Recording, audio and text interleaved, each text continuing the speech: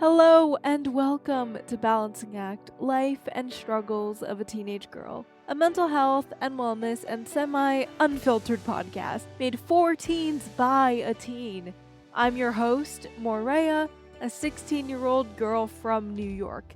And here on Balancing Act, I bring you weekly episodes featuring relatable conversations, personal stories, and practical insights to help you navigate life's balancing act and related challenges, and to remind you that you are not alone.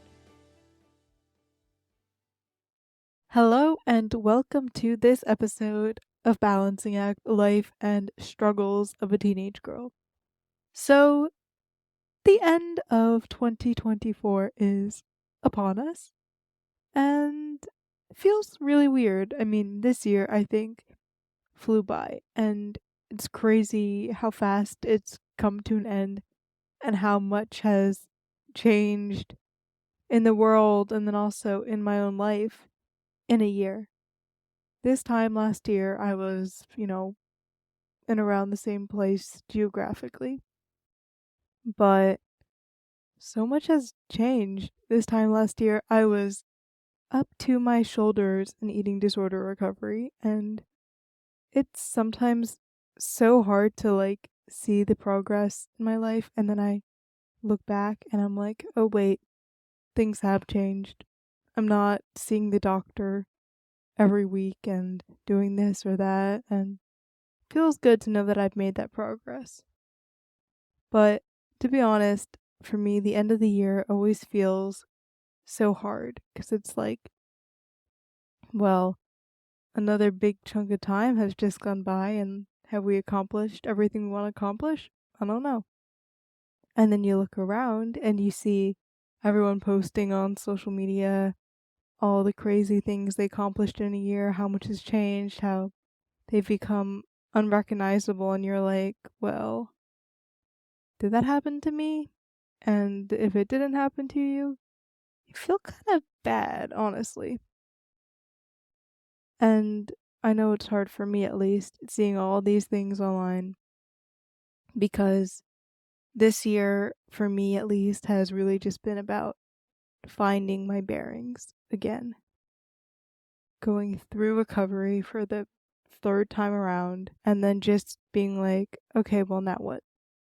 Coming out of it, starting the podcast, trying to keep the podcast going.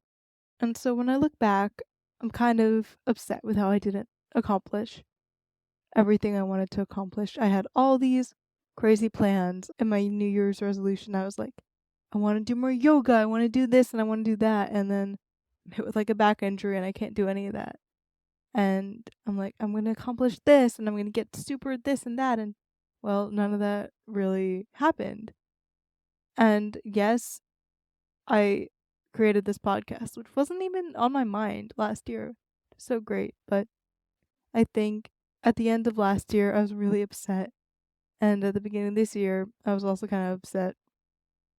But I just have to keep in mind that sometimes we are asking a little bit more out of ourselves than we can actually give. And it reminds me of what Sarah Horn said in a previous interview with her about depression and anhedonia, and just redefining your expectations when you're going through something really rough, and what does it actually mean to be productive when you're struggling. So here's what she had to say. Doing your homework and going to sleep, that might be all you have energy for. And that also can be a win. So I think not using the scale that you would use to say, oh, this was a productive day for when you're not depressed, that's not a good scale to use when you are depressed. Being realistic about what you can do and doing a little bit more the next day, that's a win, even if you're not back to your old self.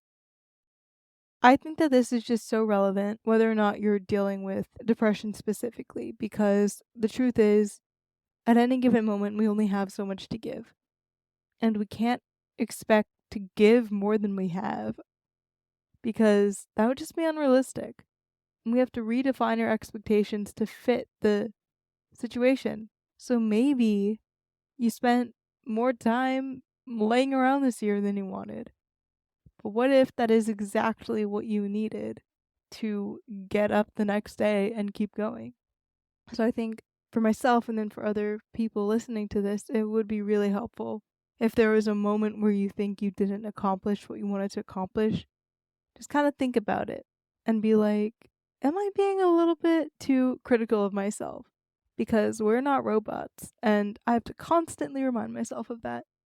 But then going to the things that I did accomplish this year, or that I at least experienced, what I remind myself of constantly to try to make myself feel a little better is that life isn't linear, progress isn't linear, recovery isn't linear, and there are cycles in life. And that I know this is kind of cliche or whatever, but that change is really the only constant. And so just to embrace that and then to move forward. And so reflecting on this year, reflecting on the podcast, and just trying to find my bearings as we head into 2025, I've compiled a few short clips from some of the episodes that I've done so far that have really shared messages that I want to hold with me as I enter 2025 and that I think might be helpful for you to keep in mind as you approach this new year. So, the first clip I want to share is from a recent interview with Cassie, someone I interviewed about her journey with her career. She studied communications in college, worked in digital media for 7 years, and then transitioned into the mental health field.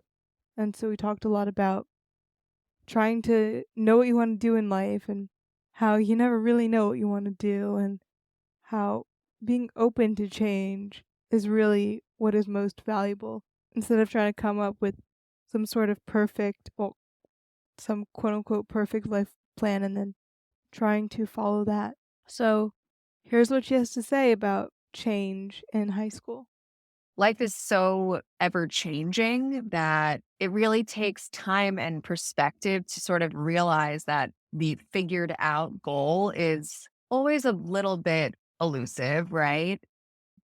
And in high school, it's natural to feel uncertain. And it can feel like you're alone in that when it seems like, and that's the key here, seems like so many people have it all figured out, but you're not alone. At the end of the day, having it all figured out seems like something that can reduce stress, but having an open mind about change is really something that fosters resilience. And I think that's the most important piece.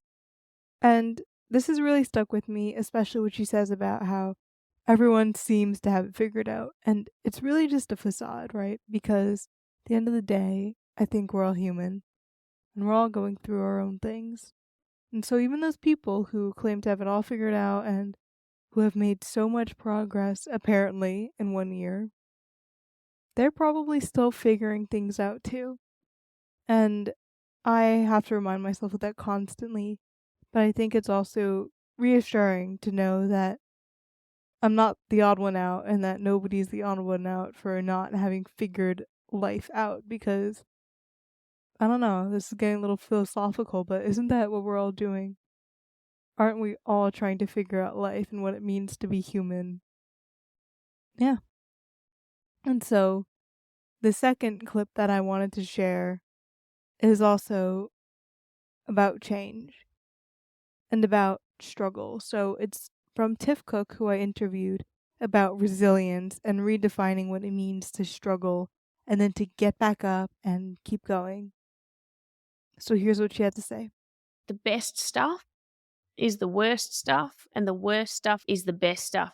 We label things good and bad, but that's just a story we wrap around it. Whether or not it's good or bad depends on which angle you're looking from and which part of the story you're sitting in, which armchair you're looking at it from.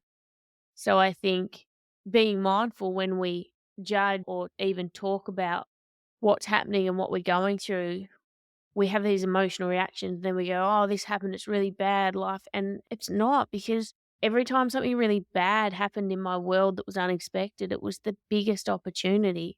COVID came, I had gyms, they shut down. I thought this could be bankruptcy for me. This could be the financial end of Tiff Cook. And actually, it catapulted me into finding next level me. And oh my, the only thing I fear more than going through what I went through is if that didn't happen, thinking about the monotonous place I'd be in right now doing what I was doing before and not having the guts to step up. The hard stuff makes us step up. I'm not saying it's good, it doesn't always feel good, but just know that it makes us step up and that there's good stuff coming out of it. I just think that's so impactful because it's about how we're perceiving something that happened. And if you think back on this past year, think through what you've done, think through struggles that you've experienced, things that have seemed less than optimal, honestly. But all of those things, those ups and downs and struggles of being a human, of being a teenager, maybe, they're all part of your story. And that's, again, something that I have to remind myself of. My struggles make me who I am, and they help to provide context for the rest of my life and what it is I'm going to do. They fuel my motivations, they fuel who I am as a person because can't just pay attention to the good because the good and the bad shapes who we are. And then looking back on this year and just how chaotic life can sometimes be, I want to share another thing that Tiff shared on the podcast, which is about regret. So here's what she has to say about regret. I kind of don't do regret. I don't do change because every choice I made, every thing that I went through and chose to do is gold now. Because not only did it lead to who I am now, it's given me context. Every time when I've made less than optimal decisions and choices, I reference them now. So you can't learn how to make good decisions if you've never made bad ones or if you won't admit you've made bad ones. So I just let myself meander through life like I have, running Yeah. into things. I think that ties so closely into everything that's been mentioned so far. Like, we need to make bad decisions to know what good decisions to make. We learn over time. And there's no such thing as wasted time because we grow from all of our experiences. So even if you didn't accomplish exactly what you wanted to accomplish this year, you still lived your life and you still need to acknowledge that what you did this year is still adding to your story. Even if it's not that perfect plan that you had written down in your New Year's resolutions and wanted to do because life changes a lot and all the time. And so as we head into this new year, I would love to do it with no regrets for the past year, for what we may or may not have accomplished. Because no matter what you did, those experiences will shape you, and there's no point in complaining about not getting something done in the past. We can move forward. And I had a revelation the other day when I was talking to my aunt, and I was just thinking, like, imagine how much potential we'd all have if we just went for the thing without regret, without fear, if we just embraced ourselves instead of self sabotaging at every moment. Because I know at least that's something that I struggle with.